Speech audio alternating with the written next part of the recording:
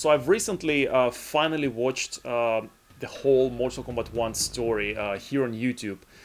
Just like I would assume many of you have done by now, if you don't have the current gen consoles. And I just wanted to share my thoughts on it, and talk about things that I liked, things that I didn't like. Just slight warning that this video will have like a couple of spoilers here and there, so like you might want to watch the story yourself first, before you come back and watch this video. Alright, so here we go. So first of all, I gotta say that the story is really fun to watch, just like in all NRS games. The action is great, the performance of the voice actor is great, and like there are some really cool fight choreographies. And visually this game looks amazing. It looks as good as Mortal Kombat 11 did. The design team in NRS is just out of this world.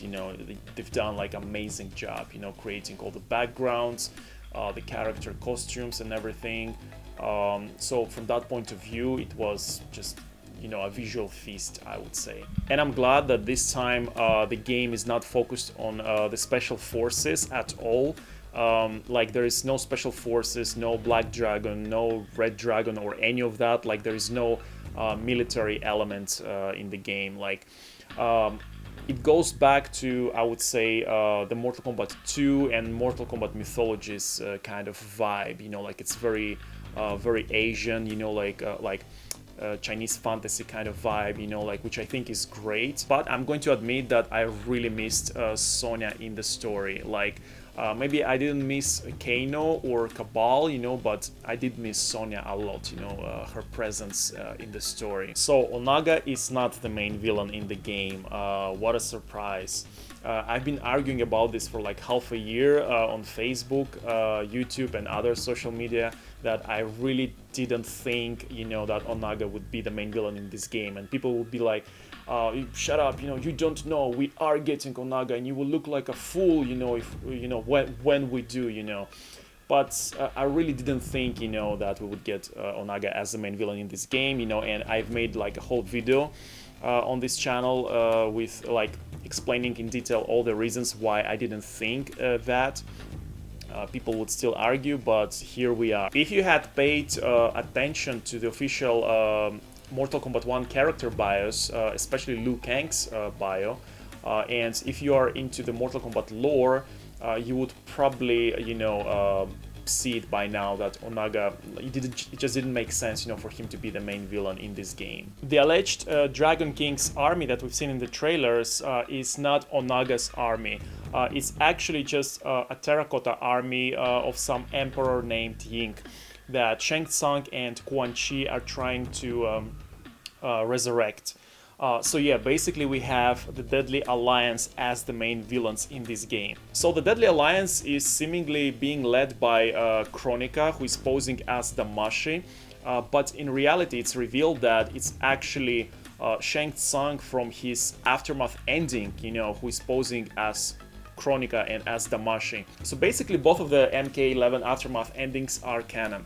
And it's like the Aftermath Shang Tsung somehow got access to get into Liu Kang's timeline, and he found Shang Tsung and Quan Chi of that timeline, and he started like, manipulating them, posing as Kronika, and using the name Damashi instead. So the Liu Kang's timeline, Deadly Alliance, is basically trying to resurrect this Emperor Ying's army for like half of the story, So they are like opening Solnados all over the place, and eventually when they do manage, to revive the army, it doesn't really go anywhere, it's a bit like it becomes irrelevant, for the rest of the story, really. So when the Titan Shang Tsung from the MK11 Aftermath ending reveals himself, Liu Kang's timeline, Shang Tsung and Quan Chi, are getting like, pissed, and they were like, okay, we're gonna join the good guys, to take this guy down. And so both the Titan Liu Kang and the Titan Shang Tsung, are trying to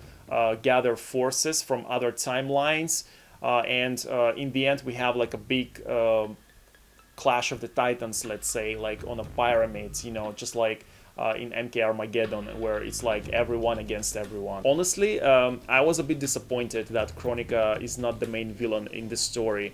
I'm not one of those who hate Kronika, you know. I think she's a cool villain, you know. She has this very imposing presence, you know, and she's really, you know, stealing every scene she's in, you know, in this game, you know, the way she's talking, you know, and her design and everything.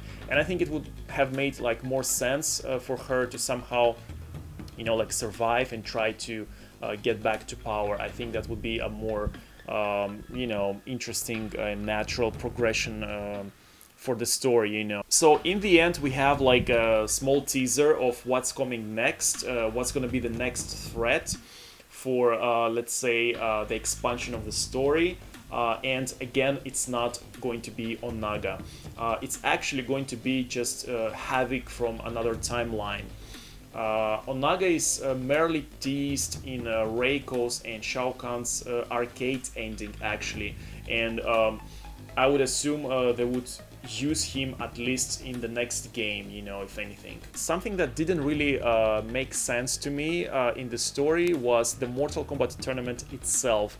Like, I didn't really understand why they need that tournament at all. It's like every generation, you know, Liu Kang is grooming a champion, you know, to represent Earthrealm, but the tournament itself is more like a celebration. It's like, you know, like New Year or Christmas, you know, it has no consequences at all, like we had previously, you know, like before it was like realm against realm, you know, like Outworld was aggressive, you know, and, you know, was trying to invade Earthrealm, but here there's no such thing, you know, all the realms, you know, exist peacefully, you know, and there's like no need for that, you know, so that really didn't make sense at all to me. So this time, Raiden is Liu Kang's champion, representing Earthrealm in Mortal Kombat, you know, but like he doesn't feel like Raiden at all, you know, he's basically just Liu Kang wearing Raiden's hat, you know, and Liu Kang, you know, continues behaving and acting like Liu Kang, you know, just the roles are reversed, you know. But the thing is, like, the game ends up, you know, having two characters that are exactly the same. You know, you have Liu Kang, who is still Liu Kang, you know, and then you have Liu Kang in Raiden's hat, you know, which just doesn't make sense to me at all, you know. They really can't nail this character, you know, the character of Raiden, you know. Like, it feels like they don't really know what to do with him, you know. Like, personally, I would like to see Raiden, like, the way he's portrayed in Mortal Kombat Conquest TV series, you know, that was like, I think, the best, you know, version of Raiden, but NRS just, you know, can't make Raiden like an interesting character, in my opinion. Let's talk about the Link Way for a moment. Personally, I really like that Bihan is back as Sub-Zero. I think he should always be Sub-Zero, you know, it just feels right, you know, but unfortunately, they went for that lazy and easy writing, you know, making him the villain. I'm just not buying that, you know, like during his years as Sub-Zero, when he was still alive, Bihan wasn't any worse than Smoke or Kuai Liang. Only after his death, you know, when he descended into the Netherrealm, you know, he became corrupted by Quan Chi and became known as Noob Saibot. You know, but before that, he even showed, you know, like, compassion, you know, and concern about Earthrealm. You know, he even, you know, resisted evil on several occasions, you know, and the fact that Kuai Liang, you know, tried to honor Bihan after Bihan died, you know, he assumed, you know, the Sub-Zero title, you know, and wore his brother's clothes, you know, indicates that they had a really good relationship, you know, as brothers. And so even though I was happy and excited to see Bihan back as Sub-Zero, I didn't really like how they treated him, you know, how they just made him into a villain, you know. As for Kuai Liang, I never really fully saw him as Sub-Zero, you know, and I really didn't like him as Scorpion either. Like, to me, Scorpion is Hanzo Hasashi. It's almost like, you know, they've made Kuai Liang to steal other characters' identities, you know, and I would very much rather to see him as himself, you know, like as Tundra, you know, rather than, you know, being Scorpion. That doesn't suit him at all. And it also doesn't make sense for two brothers having different innate powers. Like, Why would Kuai Liang have fire powers and Bihan would have ice powers? You know, this is not the Avatar Last Airbender. You know, this is Mortal Kombat. It just doesn't sit well with me. You know, all this nonsense. Something on a positive note now. I really liked how Kenshi and Johnny Cage became friends. You know, and formed that relationship. You know, through circumstances and situations. I really liked how their story arc is written and everything, and how the characters behave and everything. Like, if anything, NRS was really careful, you know, writing these characters, you know, especially Johnny Cage. You know, I think he becomes very likable, you know, and relatable in this game. The Johnny Cage and Kenshi storyline actually made me want to see an action spin-off game, you know, with them two. Maybe being something like Earthrealm's secret agents or something like that. I think that would be amazing. Another thing that I really liked in the story was Kitana and Melina. Like, I've always wanted to see them as sisters, you know, to have that relationship, you know, and the bond, you know, and working together, like with Kitana, you know, supporting Melina, you know, despite her condition and everything. And we got this in this game, you know, and I'm really happy about that. And by the way, Melina is like amazing, you know, in this game. I really loved her as a character in the story. And it's really nice and refreshing, you know, seeing Melina on the side of the good guys this time. And speaking of villains turning good, I really enjoyed, you know, that Reptile, Baraka, and Tanya were also on the side of the good guys this time. I think Baraka was very well written, you know, and very like relatable. And I was happy to see him, you know, as something more than just a punching bag, you know, both him and Reptile. As for Reptile, I really like that he's a human ninja again. I think it's a good step to the right direction. But I didn't like his story.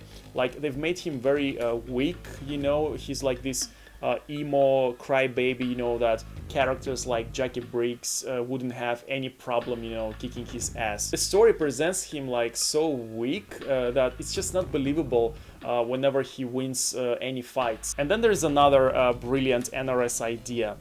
Reptile is bullied by the Zeterans. He needs safe space because of his special ability to shapeshift into a human, you know, because apparently the Zeterans are absolutely stupid. And I don't know, instead of using Reptile's gift to their advantage, you know, to gain the upper hand within Sindel's empire, because like they could use him as their secret agent because he can get access to places they can't go, you know. Instead of doing that, they decide to bully and terrorize him and exile him, you know, because that's the smart thing to do apparently. I don't know, I just find it really silly. Regarding Ashra, I personally liked her in the story mode. I think she was really cool, but NRS being NRS, this time instead of Brotherhood of the Shadows, we have Sisterhood of the Shadows. But I guess it would make sense, you know, because you know, Quan Chi has always been a master pimp, and it would make sense for him to recruit only females. Speaking of sisterhood, something that I didn't really like was the whole Umgadi thing. Like, the NRS was really pushing it. Like, they were constantly forcefully repeating this word every chance they would get, like Umgadi, Umgadi, Umgadi, Umgadi, Umgadi, Umgadi, like. They really wanted, you know, this whole thing, you know, to sink in, you know, to inject in your DNA, so you would really, really get it, you know. So that was a bit, you know, forceful and annoying, in my opinion. Let's talk about Shao Khan. So once again, you know, as it was expected, the NRS proved how much they really hate this character, you know. Once again, they just reduced him into a brainless muscle mass. Despite his alleged reputation and history as a great warrior, in this game, anyone can kick his ass, you know, and put him to his place. There is no character in this game that is not able to discipline General Shao. And what's the deal with the whole General Shao thing? I mean, if they really want to make him into a half man, you know, of what he used to be, they can just say Shao, right? Like, you don't really hear the announcer of the game saying Assassin Sub-Zero wins. Sorcerer Shang Tsung wins, fatality. So why do we need to put like a title? General Shao wins. You know, it's just one of those really forceful and silly things that NRS is up to once again. And all of a sudden, the NRS decided to add these horns to Shao Kahn, you know, to his design. And they don't really explain why he has horns all of a sudden. And personally, I just think it's a bad design decision. Now, there are some characters like Havik, Reiko, and Nitara that have been hyped a lot, you know, online with all these trailers and everything. And these are characters that fans have been asking like a lot, you know, to be brought back. But unfortunately, I was really disappointed with the way these characters were written. They are pretty much, you know, punching bags in this game, like in the story, just like Baraka and Reptile were in the previous games. Like, they've brought a Hollywood actress, Megan Fox, you know, to play Nitara, and they've made a whole trailer about her.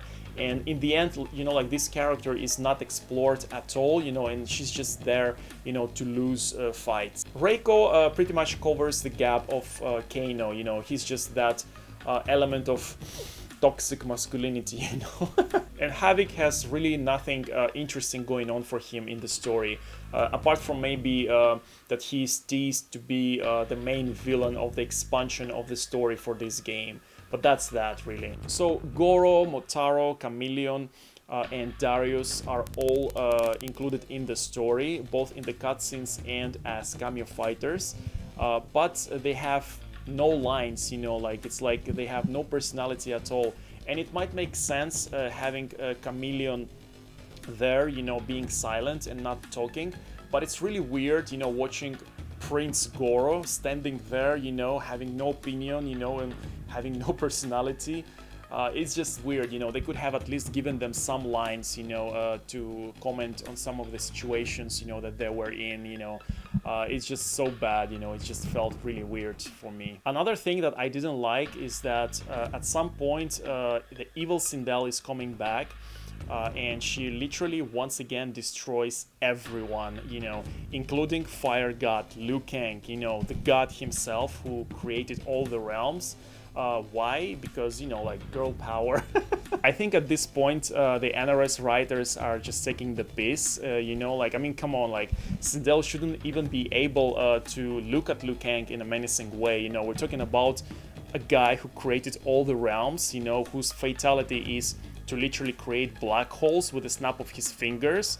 Like, this is just a joke. I know there are like several people writing the story at NRS, but sometimes it feels like they don't communicate with each other. So to summarize, I can't say that I'm left enthusiastic and excited after watching the Mortal Kombat 1 story. I'm really tired of the whole time travel and timelines and multiverse concept, you know, and all these mantles, you know, like, anyone can become anyone, you know, like, anyone can be Scorpion, anyone can be Sub-Zero or Nightwolf, you know, like, it feels like the game, you know, the franchise and the characters, you know, really start to lose their identity, you know, and meaning. It's like the franchise started to lose its sense of direction, and it really feels tired, you know, at this moment. The writers that the NRS have hired all these years, you know, are really not doing the job well. Every time, you know, they bring the franchise to a dead end, you know, and then, okay, let's reboot it again, you know, and I'm just tired of all of this stuff, you know. Like, this new Liu Kang's timeline is just, you know, doomed to be rebooted again at some point. I mean, there are some really cool moments in the story, like great action, like I've mentioned, you know, some characters are really well written, you know, but it always feels like, you know, the NRS is doing like one step forward and 3 steps backwards, you know.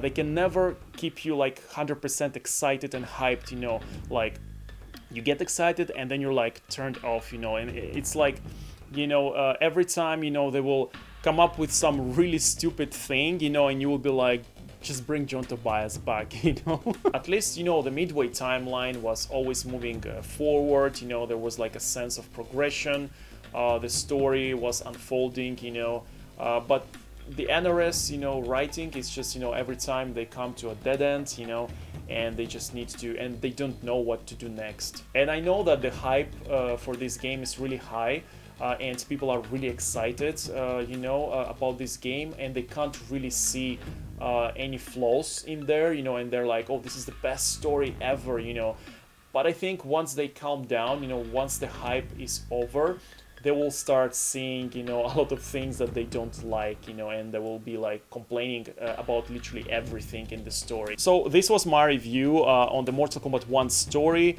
I hope you enjoyed it. Let me know in the comments below what you think about it. And until next time.